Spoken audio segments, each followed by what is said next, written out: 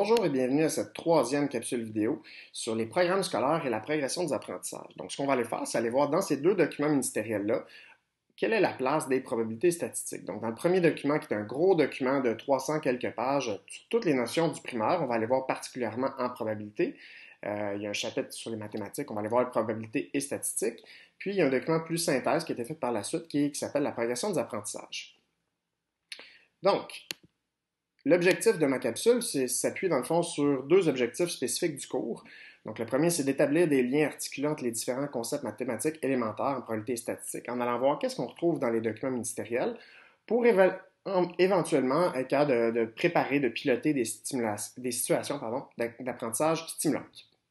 Puis, en lien avec la toute première capsule que j'avais faite sur l'histoire des probabilités statistiques, il y a un lien encore là, en lien avec ces notions-là, de comment ce domaine-là a émergé, puis on va revenir sur l'importance de posséder des notions historiques. Je vous demande de vous prêter au jeu. Je vais vous donner un petit exercice de repérage dans les documents ministériels et je vous encourage à vous prêter au jeu et faire l'exercice. Donc, on va analyser deux documents ministériels. Donc, le premier, c'est le programme scolaire du primaire et puis la progression des apprentissages au primaire en deuxième. Donc, les deux documents sont sur Moodle, mais vous pouvez retrouver ici les liens raccourcis là, si vous voulez accéder directement aux documents sur le site du gouvernement.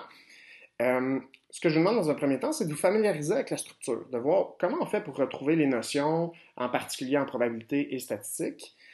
Après, je vous demande dans ces sections-là de probabilité statistique d'aller lire ces sections-là qui ne sont pas très longues. Le but, c'est vraiment pas d'apprendre par cœur, c'est vraiment d'être capable de repérer les particularités. Hein. Les enseignants du primaire savent, quand ça fait quelques années qu'ils enseignent, savent très bien le contenu de leur niveau scolaire, mais ne savent pas nécessairement toutes les notions à tous les niveaux auxquels ils doivent être enseignés. Par contre, elles ont développé cette capacité-là d'être capable de repérer rapidement si elles se demandent à quel moment telle notion est enseignée, est évaluée, peuvent aller retrouver facilement dans ces documents-là. Donc, c'est ce qu'on va essayer de s'exercer dans cette capsule. Donc, je vous demande de vous préparer, dans le fond, pour un quiz de repérage. Donc, j'imagine que vous êtes prête maintenant. Donc, à ce moment-ci, vous pouvez faire pause et repartir quand vous aurez fait ces étapes-ci. Donc, voilà, vous êtes prête. On va y aller avec la première question. Quand devrait-on évaluer qu'une probabilité se situe entre 0 et 1? Donc, est-ce que c'est en quatrième année, cinquième année, sixième année ou aucune de ces réponses? Donc, maintenant que vous avez lu ces informations-là, vous ne connaissez sûrement pas par cœur, mais allez voir, repérer, vous devrez être capable de repérer rapidement quand on doit évaluer qu'une probabilité se situe entre 0 et 1. Voilà, c'est fait, vous l'avez trouvé. Donc, c'est en sixième année. Comme on peut voir dans le document de la progression, la page 21, on voit que les petites flèches veulent dire que l'élève apprend à le faire avec l'aide de l'enseignante. Et l'étoile, c'est qu'il est prêt, dans le fond, à l'utiliser, puis qu'on peut l'évaluer, en fait, à partir de ce moment-là avec l'étoile. Donc, il est capable de le faire seul. Donc, c'était en sixième année qu'un élève doit sait qu'une probabilité se situe entre 0 et 1. Comme deuxième question, sur une roulette à deux secteurs jaune et rouge, si le jaune sort 3 fois, l'élève va s'attendre à ce que le jaune sorte encore, le rouge sorte à son tour, la roulette soit déséquilibrée ou aucune de ces réponses. Ici, il est à noter que toutes ces réponses-là pourraient arriver chez un élève, mais allez voir dans le programme ou dans la progression qu'est-ce qu'on trouve en lien avec ça. Voilà, c'est fait. Donc, la réponse à la question 2, c'est que le rouge sorte à son tour. Comme je disais, là, il y a plusieurs conceptions possibles, mais c'est celle qui est identifiée à la page 22 de la progression. Donc, sur une roulette à deux secteurs jaune et rouge, si le jaune sort 3 fois, l'élève s'attendra à ce que le rouge sorte à son tour, comme si le rouge était dû pour sortir, par exemple. C'est une des conceptions à laquelle on reviendra dans une prochaine séance. Pour la troisième question, à partir de quel cycle du primaire est-ce qu'on devrait simuler avec ou sans l'aide d'outils technologiques? Donc, est-ce que c'est au premier cycle, deuxième cycle, troisième cycle ou aucune de ces réponses? Voilà, vous avez trouvé. C'est au deuxième cycle. Donc, on peut voir dans les deux documents, soit au programme à la page 138 ou à la progression à la page 21, on peut voir que c'est dès le deuxième et troisième cycle que l'élève apprend à le faire. Mais il serait évalué par rapport à ça seulement en sixième année, avec la petite étoile. Quatrième question, à quel cycle du primaire faut-il comprendre et calculer la moyenne arithmétique? Donc, est-ce que c'est au premier cycle, deuxième cycle, troisième cycle ou aucune de ces réponses? Vous l'avez trouvé. Donc, c'est au troisième cycle. Encore là, on peut le voir dans le programme et dans la progression, que c'est au troisième cycle que l'idée de comprendre et calculer la moyenne arithmétique là, est travaillée. Quel type de diagramme devrait être interprété par un élève du premier cycle du primaire? Est-ce que c'est le diagramme à bande, le diagramme à ligne brisée, le diagramme circulaire ou aucune de ces réponses? Voilà, donc c'était le diagramme à bande qui fait partie, en fait, qui n'est pas le seul. Donc, dès le premier cycle, on peut voir autant dans le programme que dans la progression qu'en termes d'interprétation. Ici, pas de production, de construction de diagramme, mais d'interprétation. On voit au premier cycle le diagramme à bande, le diagramme à pictogramme et le tableau. Sixième et dernière question, à quel cycle du primaire les élèves doivent-ils produire des diagrammes circulaires? Est-ce que c'est au premier cycle, deuxième cycle, troisième cycle ou aucune de ces réponses? Voilà, donc cette question est un petit peu tricky parce que c'est aucune de ces réponses.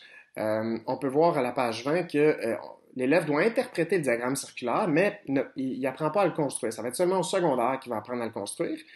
Puis l'interprétation va se faire à l'aide de concepts de fractions et de pourcentages qui sont en lien là, avec ici le domaine des statistiques. Donc à chaque fois, pour faire ressortir peut-être quelques conseils pour s'organiser, se repérer efficacement, le premier conseil que je vous donnerais pour vous organiser, bien ça, c'est ces deux documents-là, en fait, là, c'est un peu votre Bible. Vous êtes prescrit, en fait, d'enseigner avec le document, le chapitre 6 du programme pour les mathématiques et la progression des apprentissages. Donc, ces documents-là, je vous encourage à les imprimer. Vous pouvez même les boudiner, tout ça, et travailler dessus. Vous pouvez surligner. Je pense que c'est important de vous approprier ces documents-là. Pour se repérer efficacement aussi, ben, après un certain temps, vous allez bien les connaître, mais vous pouvez aussi utiliser, c'est peut-être ce que vous avez fait pour répondre aux questions, utiliser la fonction recherche dans le PDF, puis dire par exemple si je pouvais taper diagramme circulaire ou construire, et je pouvais voir toutes les occurrences où on retrouve dans le PDF construire diagramme circulaire, qui m'aurait permis de trouver assez rapidement en fait cette petite note-là ici, qui était la réponse recherchée. Donc ça, c'est quelques trucs pour vous aider. Puis aussi, être capable de bien déceler, dans le fond, si on est dans le domaine des probabilités ou statistiques. Dans quel domaine on se trouve? Donc, si cette question-là, diagramme circulaire, c'est important de savoir qu'ici, on est dans statistiques, donc on va chercher directement dans les statistiques. Si c'est une question de probabilité, il faut aller voir dans la section des probabilités, évidemment. Donc maintenant, si on regarde, on fait un petit tour, un survol, sans tout lire, là, je vais faire un petit survol. Donc si on commence dans le premier document qui est le programme, donc celui-ci, programme en mathématiques. Donc on a un document de 24 pages en fait en lien avec le chapitre 6 des mathématiques.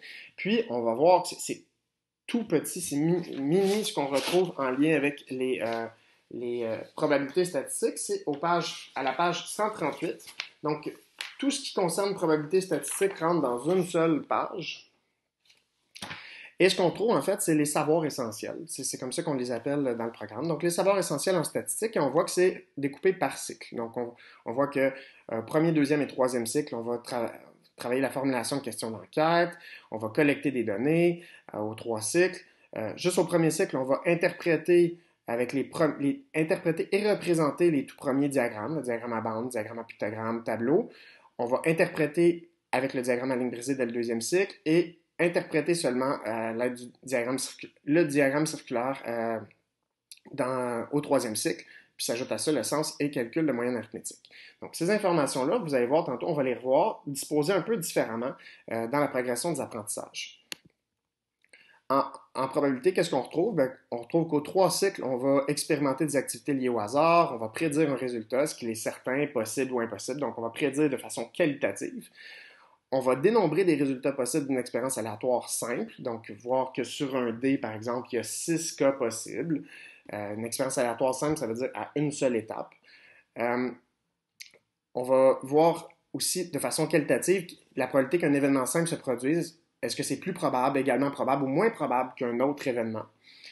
Le dénombrement de résultats possibles d'une expérience aléatoire à l'aide d'un tableau, diagramme en arbre. Donc, dès le deuxième, troisième cycle, on va faire ressortir quand on a plus de cas, quand c'est un petit peu plus complexe les résultats d'un dé, par exemple, on va aller faire ressortir ces différents cas-là, résultats possibles.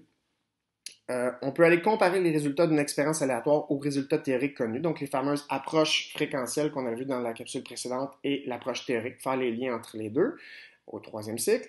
Puis, on l'avait vu tout à l'heure, simuler des expériences aléatoires avec ou sans l'aide de l'ordinateur ou d'autres outils technologiques au deuxième et troisième cycle. Donc, ces informations-là, elles sont très simplement présentées. Il y a très peu de détails. Donc, après, il y a eu des demandes, en fait, d'avoir un petit peu plus de détails. Et là, c'est là que la progression des apprentissages est sortie. Donc, la progression des apprentissages, je le lirai pas, mais qu'est-ce qu'on retrouve? Ben, on a toujours un petit peu en texte, c'est à peu près la même information qu'on avait avant dans les savoirs essentiels. Puis on va retrouver, par exemple, ici, découpé en 3 cycles et avec les 6 niveaux scolaires. On va retrouver ici, on va retrouver ici, qu'est-ce qui doit être fait, justement, comme je disais tout à l'heure, la flèche, il apprend à le faire avec l'enseignante, puis il va le faire lui-même à la fin de l'année scolaire avec l'étoile, donc il peut être évalué par rapport à ça. Donc on voit à peu près la même information qu'on avait tantôt. Quand est-ce on va interpréter des données avec certains types de diagrammes, mais on va les représenter. Donc les représenter, ça veut dire les construire ou produire des diagrammes. Puis bon, il y a la moyenne arithmétique aussi qui s'ajoute en statistique. Donc, très peu de concepts, très peu de vocabulaire aussi en lien avec les statistiques. Si on compare par exemple à l'arithmétique, qui est un domaine où il y a beaucoup, beaucoup plus de notions à apprendre. En probabilité aussi, c'est très court, ce qu'on retrouve, ça rentre en une page et quelques. Là. Donc, on retrouve encore là de l'information en mots au départ, que je ne lirai pas avec vous, vous l'avez lu. Et on retrouve encore là à peu près l'équivalent des savoirs essentiels, mais découpé de façon un petit peu plus fine pour chacun des cycles et des niveaux scolaires. Donc, on retrouve à peu près la même information. Là, je vais y aller rapidement. Je vous encourage, si vous avez des questions, à les poser, par exemple, en lien avec le forum, s'il y a des éléments qui ne sont pas clairs par rapport à ces notions-là. Si on va voir maintenant le programme scolaire du secondaire, bon, je ne vous ai pas demandé d'aller le feuilleter, mais j'ai fait ressortir certains petits extraits. Donc, on voit qu'il y a des considérations historiques qui vont être exposées pour situer le concept des probabilités dans l'histoire des mathématiques. Donc, on en avait parlé dans la première capsule.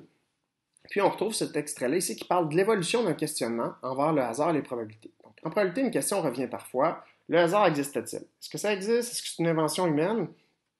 Est-ce que de cette question-là, on peut faire un débat en classe pour voir ce que les élèves en pensent. Puis, on peut, ils disent, en s'intéressant aux origines du mot hasard, l'élève va découvrir que le concept existe depuis longtemps, même si le développement du calcul et probabilité est arrivé beaucoup plus récemment, là, avec certains mathématiciens dont on a parlé dans la capsule sur l'histoire. Ici, l'origine des probabilités ou du hasard vient vraiment des jeux de hasard, donc des pièces de monnaie qui étaient faites à la base avec des osselets, là, des os d'animaux. Donc, on jouait à ces jeux-là pour s'amuser ou pour prédire des événements ou, à l'époque, pour connaître la volonté des dieux. Puis, bon, par la suite, le calcul des probabilités est arrivé. On en a parlé plus longuement dans l'autre capsule sur l'histoire. Donc, on voit que ces notions-là, en fait, font partie du programme du secondaire. En ce qui me concerne, je trouve que c'est important, ça devrait faire partie aussi du programme du primaire. Non pas pour apprendre tout ce que les mathématiciens ont fait, mais juste pour voir que ces notions-là sont venues des humains, en fait, puis pour les humains, pour répondre à certains problèmes. Donc, justement, c'est ce que j'ai écrit ici. Donc, l'idée, c'est de situer les origines. Donc, situer les origines du calcul des probabilités. Puis, on pourrait exploiter ces idées-là en classe pour rehausser le niveau culturel des élèves. C'est le genre de petites explications, de petites capsules, en fait, qui peuvent être assez intéressantes puis que les élèves peuvent se rappeler longtemps par la suite. Puis, l'idée, comme je viens de dire, que les mathématiques, c'est des concepts construits par et pour les humains. C'est pas quelque chose de... OK, les mathématiciens, c'était des humains, puis ils voulaient résoudre des problèmes du quotidien, puis c'est pour ça qu'ils ont développé ces concepts-là. Puis, ben, en ayant ces discussions-là en classe, ça peut amener à témoigner des croyances des élèves. Donc, qu'est-ce qu'ils pensent par rapport au hasard, les probabilités, les statistiques? Puis après ça, on peut se servir de ces croyances-là pour aborder des nouvelles notions probabilistes en classe. Donc voilà, je trouve ça important en fait d'utiliser l'histoire en classe. Donc, je vous invite ici à faire, comme à l'habitude, de faire une courte synthèse, donc d'arrêter la vidéo, puis de noter quelques éléments. Ce serait quoi les éléments importants que vous retenez en fait en lien avec cette capsule vidéo? Voilà, c'est fait. Donc, moi, ce que je fais ressortir, c'est que, bon, on a travaillé l'idée de l'importance de repérer efficacement de l'information dans les documents ministériels. Pas de tout retenir par cœur, mais d'être capable de repérer efficacement. On a fait ressortir des particularités, des probabilités de la statistique dans ces documents-là. Puis, on a finalement souligné l'intérêt d'aborder des notions historiques dans des discussions avec les élèves. Donc, voilà, merci de votre attention et à la prochaine pour une prochaine capsule vidéo.